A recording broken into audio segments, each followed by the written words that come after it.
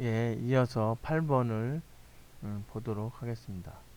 자, 8번 같은 경우는 RSA 알고리즘 두 소수 P하고 Q죠. Q의 곱으로 N을 표시하고 공개 키는 이렇게 되고 개인 키는 사실은 구해야 됩니다. 어떻게? 2 곱하기 D가 1이 되는 뭐 이렇게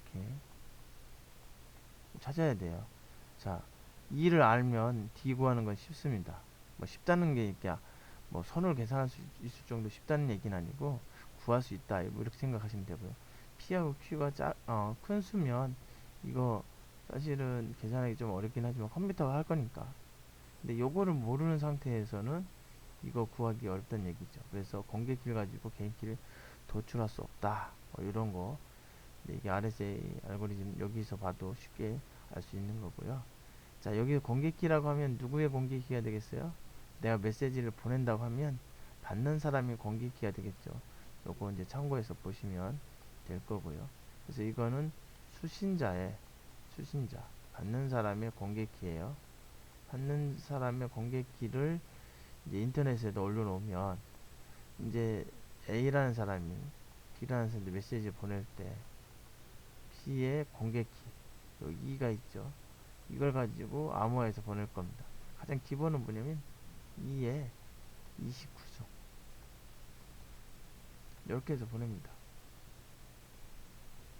이렇게 해서 메시지를 보내면 B라는 사람은 어떻게 해요? 2에 29승에다가 뭘 해주면 돼요? 자신의 개인키 789승을 해줘요. 요 두 개의 곱이 얼마라고 했어요? 1이라고 했으니까 당연히 2라는 결과를 얻을 수 있죠. 이게 복호화입니다. 그죠? 결국은 암호화라고 하는 것은 상대방의 공개된 정보 요걸로 거듭제곱성을 해주면 되는 거고요. 9번 문제는 초증가 수열, 즉 앞에 있는 원소들 다 더한 것보다 크다 뭐 이런 거죠. 여기는 이렇게 돼 있으면 1, 3, 7 이 세 개를 다 더해준 것이 15보다 작다는 얘기죠. 뒤에 있는 숫자가 더 크다는 얘기죠. 더한 것이 그 다음 거보다 작아야 되는 거예요.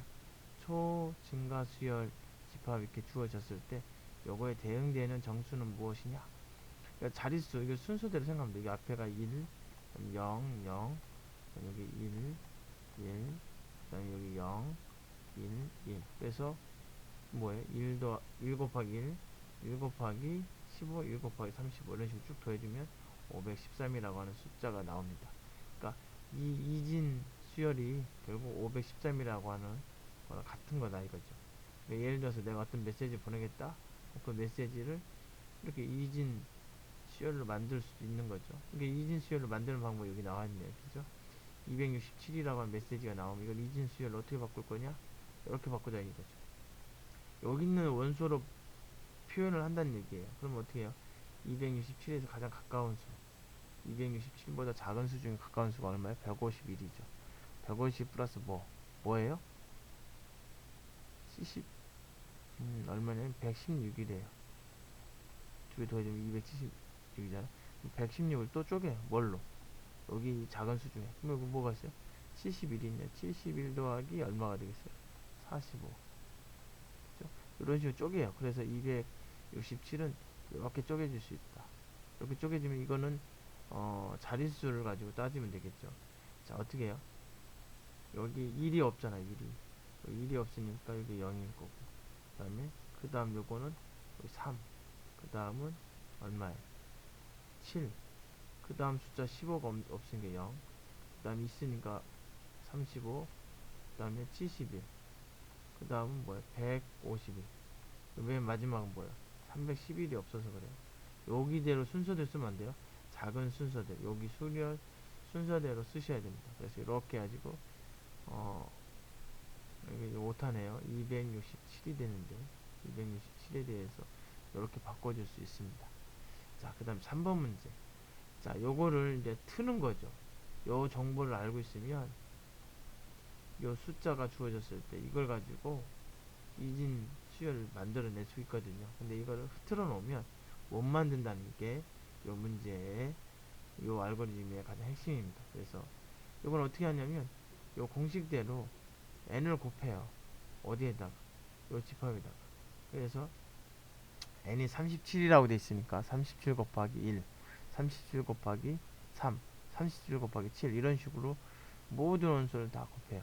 곱하면 당연히 이게 몇 개야? 하나, 둘, 셋, 넷, 다섯, 여섯, 일곱, 여덟 개니까 여기서 8개의 원소를 갖는 집합이 되겠죠. 그런데 여기 이제 모듈라 연산이 얼마였어요?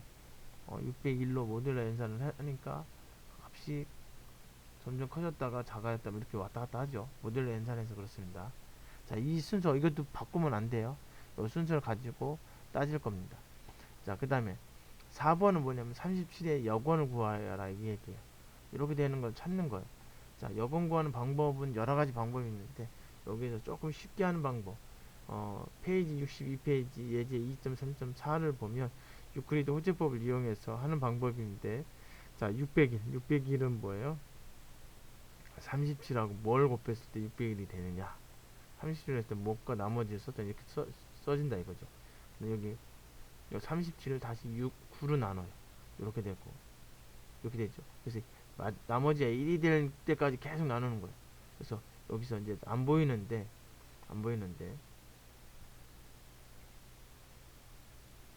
잘려서 안 보이네요. 근데 여기 보면 1은 결국은 뭐 37에서 4 곱하기 9 이거 넘기면 되죠. 이렇게 될 거고 그거는 자 여기서 37하고 4는 내버려 두고 여기 9는 뭐예요? 601에서 16 곱하기 37을 빼준 거죠. 그걸 해주는 거예요. 그래서 잘 조작을 하면 어떻게 나오냐면 1은 37 곱하기 얼마냐면 65에 65 빼기 4 곱하기 101이에요. 모듈러 연산하기 때문에 이게 의미가 없어요. 결국 뭐예요? 1은 얘랑 같다는 얘기죠. 그러면 37하고 65를 곱했을 때 1이 된다? 서로 여건 관계죠. 그러니까 뭐 30제 여건 65에 이런 것들 계산하는 게 조금 복잡할 텐데 이렇게 해도 되고 아니 일일이 집어넣어서 할 수도 있어요. 숫자가 너무 커서 아마 600일이잖아요. 최악의 경우는 600번까지 해야 되는 상황이 발생할 수도 있습니다. 그래서 여건 구하는 게 쉽지는 않습니다. 여하튼 그렇고요. 그 다음에 5번을 보시면 요걸 이용해서 요거의 정수를 구하여라. 어떻게 하면 돼요? 이렇게 돼 있는데 여기가 뭐 이진 수니까 그대로 쓰면 돼요. 앞에 1이니까 여기 1. 그 다음에 0, 0, 그 다음에 1, 1이잖아요. 0, 0, 그 다음에 1, 1. 이렇게 1, 1 써주고, 그 다음에 0, 그 다음에 1, 1. 써주고, 이거 다 더해주면, 951이 돼요. 물론 모듈러 연산을 해줘야 되니까 얼마가 돼요? 350이 됩니다. 이게 결국 뭐예요? SI라고 하는 수열을 통해서 요 이진 수열을 암호화한 것이 되는 거죠. 이게 암호문인 거예요. 암호문을 받은 수신자가 뭐예요? 복구화를 해야 되죠. 복구화를 하는데 뭘 갖고 복구하냐면 그 수신자는 뭘 알고 있냐면 이걸 알고 있어요. 요걸 알고 있어요. 요걸 가지고 복구를 합니다.